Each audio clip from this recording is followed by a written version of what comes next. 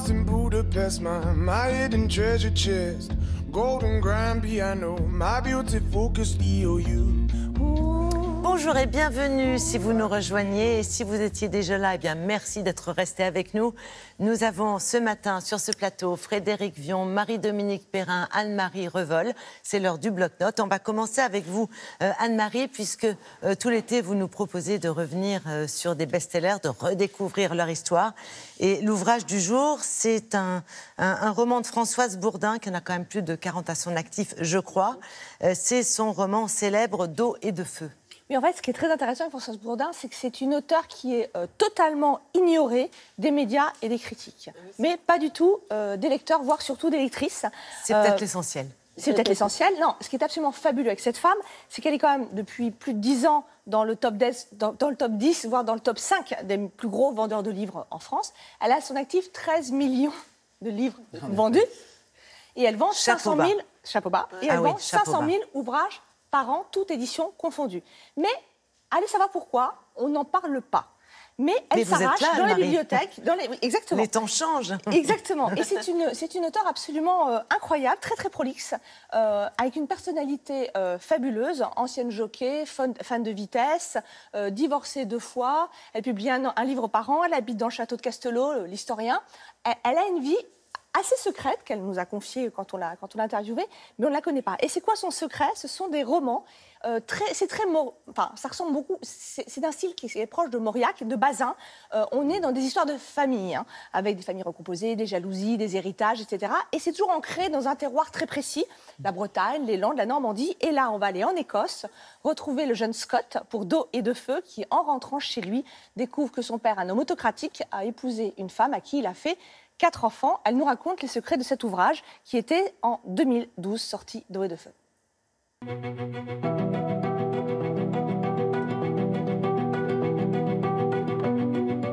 D'emblée, Kate l'avait adoré.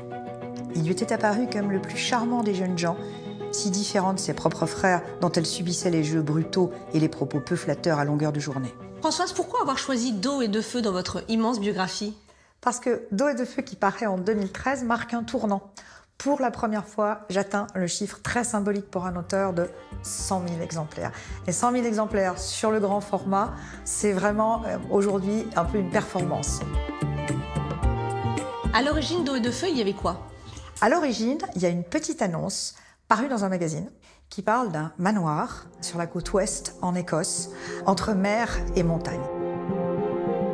Je me prends un billet d'avion et je pars à Glasgow. J'ai bien fait parce que la côte ouest, en fait, est totalement sinistre l'hiver, avec un côté très sauvage. Mais justement, ce côté sauvage, je voyais mon manoir avec son petit campanile et la mer devant avec les vagues. Et je me suis dit, mais j'ai bien fait. En fait, c'était exactement ça, l'Écosse. Et vous savez toujours où vous allez ?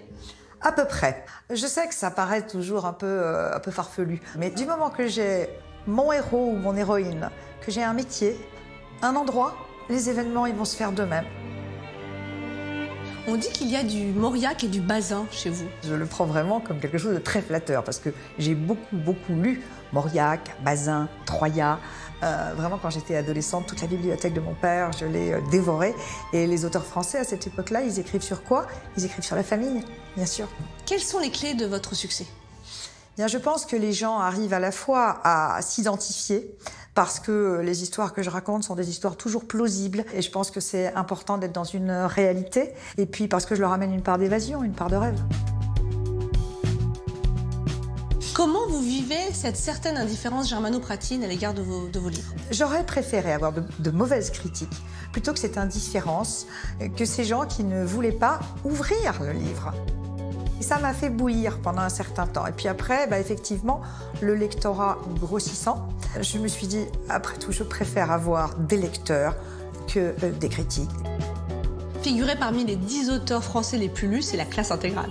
C'est formidable. Moi, la première fois que je me suis retrouvée dans ce classement, j'étais tellement flattée parce que c'est un vrai classement, puisqu'il repose sur les livres qui ont vraiment été achetés. J'en suis très heureuse, très flattée. Et ça met une certaine pression ? Oui, bien sûr, parce qu'on ne peut pas s'empêcher, quand le mois de janvier arrive, de dire « tiens, le classement va sortir ». Et la petite idée qu'on a au fond de la tête, c'est « est-ce que je suis toujours dans ces 10 auteurs chouchous des Français ?» Mais cette pression n'intervient pas dans l'écriture, parce que dans l'écriture, on est immergé, c'est pas à ça qu'on pense. Comment on fait, Anne-Marie, pour être dans le top 10 des auteurs préférés des Français? Pourquoi ça marche aussi bien, ce qu'elle écrit? Déjà, c'est extrêmement bien écrit, il n'y a pas à dire. C'est une lecture simple, claire, limpide. Donc, c'est très abordable.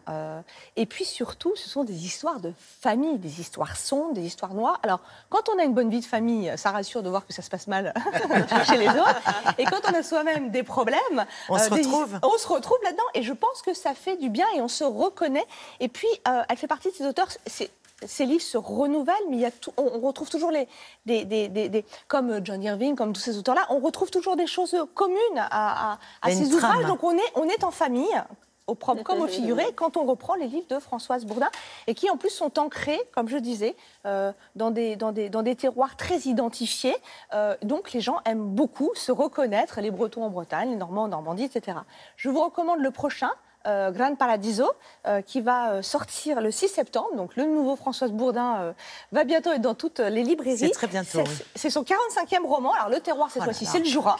Ah non mais elle est prolixe, c'est absolument incroyable. De toute façon, elle passe ses journées entières elle s'occupe de ses petits-enfants le week-end, m'a-t-elle dit, et en semaine, elle est enfermée dans son bureau qui est dans le château d'André Castelot, l'historien, et elle écrit. Donc son 45e roman s'appellera Gran Paradiso, ça sort le 6 septembre, et cette fois, ça se passe donc dans le Jura, et c'est l'histoire d'un homme de 30 ans qui veut être vétérinaire, qui s'occupe de tigres, etc., etc. On est encore dans un univers incroyable, avec des règlements de compte, des rebondissements, enfin voilà, tout pour que vous passiez une très belle rentrée, et relisez avant les vacances, si vous ne l'avez pas lu, D'eau et de feu, qui se passe donc, lui, en Écosse. Merci beaucoup, Anne-Marie.